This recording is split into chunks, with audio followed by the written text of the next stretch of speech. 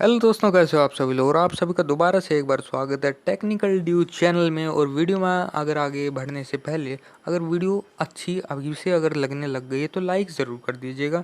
और प्लीज़ नीचे के लाल कलर का सब्सक्राइब बटन आता है उसे भी दबा दीजिएगा, ताकि आपको एक उससे पहले एक बात और भी है, साइड में एक बेल आइकन भी आएगा, उसे भी दबा देना, ताकि फिर आपको नोटिफिकेशंस मिलती रहें आगे भविष्य में आगे की ओर। तो चलो दोस्तों, बढ़ते हैं वीडियो में आगे की ओर। दोस्तों, जैसा कि आप सभी जानते हैं कि आजकल अयोध्या के में जो राम मंदिर बन रहा है उसमें एक चर्चा चल रही है कि टाइम कैप्सूल डाला जाएगा। दोस्तों, टाइम कैप्सूल आखिर क्या होता है और ये क्या चीज़ है? क्या टाइम में आगे पीछे जाने की कोई चीज़ है या फिर ऐसे कुछ क्या चीज़ है मतलब ये?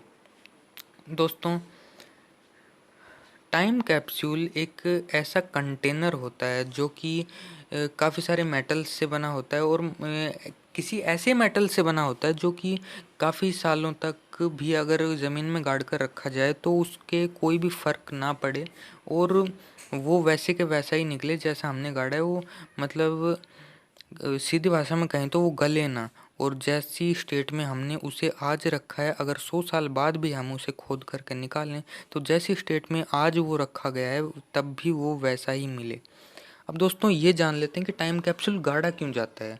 दोस्तों, टाइम कैप्सूल को इसलिए गाड़ा जाता है ताकि आगे आने वाली जो भी कोई पीढ़ी हो, अगर उसे उस भूमि के बारे में ना पता हो जहाँ पर वो टाइम कैप्सूल गाड़ा गया है, तो अगर वो गलती से वहाँ पर खोद लेते हैं, खुदाई करते हैं, और अगर उन्हें वो टाइम कैप्सूल पा जाता है तो उन्हें पता चल सके कि इस जो धरती जहाँ पर वो खोद रहे थे उस धरती का इतिहास क्या है।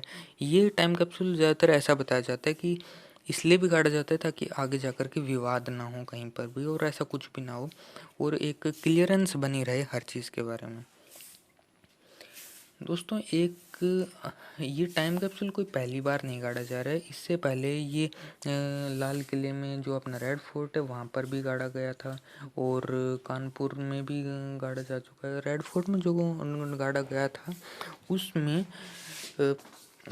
काफ़ी सारी ऐसी इन्फॉर्मेशंस थी जो कि हमें उसमें ये बताती थी कि हमें आज़ादी कैसे मिली, आज़ादी से बाद ये गाड़ी गई थी रेड फोर्ट में, ये सारी इन्फॉर्मेशन टाइम कैप्सूल में डाल करके। तो उसमें यही सारी इन्फॉर्मेशंस थी कि हमें आज़ादी कैसे मिली, किसने क्या रोल प्ले किया था, और कैसे जब जो भी कुछ हुआ था उसमें वो सब कुछ था। और उसका एक टाइम पीरियड सेट था कि इस समय में आकर के और हमें उसे खोल लेना है। टाइम कैप्सूल का एक लिमिटेड टाइम पीरियड भी होता है दोस्तों, कि इतने समय के बाद, जैसे उसका टाइम पीरियड सेट कर देते हैं कि 100 साल के बाद ही इसे खोदा जाएगा, उससे पहले इसे कोई नहीं खोदेगा। मतलब उसका एक लिमिटेड टाइम पीरियड सेट होता है, ये मैं आपको बता देता हूँ। तो दोस्तों, इसके बाद एक टाइम कैप्सूल कानपुर में भी गाड़ा गया था, जो कि जिसमें आजकल जितने भी टेक में जो भी चीज़ें चल रही हैं, जैसे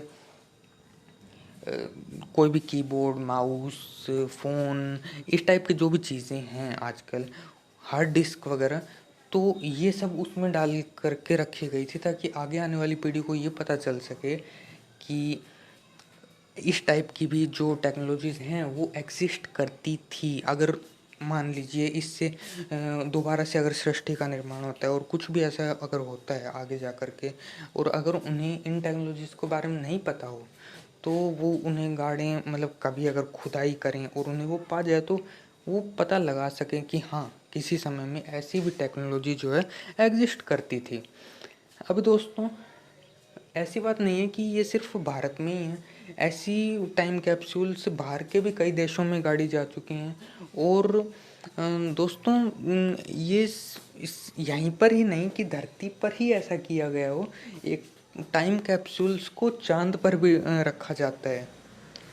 जी हाँ दोस्तों, चांद पर, जैसे आपने लूनर लाइब्रेरी के बारे में सुना होगा। लूनर लाइब्रेरी ऐसे काम करती है कि इज़राइल में ऐसा बताया जाता है कि उन्होंने उन्होंने वहाँ का जो भी हिस्ट्री है, जो भी कल्चर है, वहाँ की जो पेंटिंग्स हैं बच्चों की बनाई हुई, सभी को एक डिजिटल प्लेटफॉर्म में, डिजिटल रूप में, जैसे विकिपीडिया जितनी भी होती है, विकिपीडिया का ऑफलाइन वर्जन एक इतना बड़ा, उसे एक नैनो चिप में सेट करके, नैनो चिप में भर कर के और फिर उसे चाँद पर छोड़ दिया ताकि आगे अगर दोबारा से जैसे वो कहीं देखिए दोस्तों, सृष्टि का निर्माण होता ही रहता है, इसे ना ही तो कोई रोक सकता है और ना ही ये रोकी जा सकती है।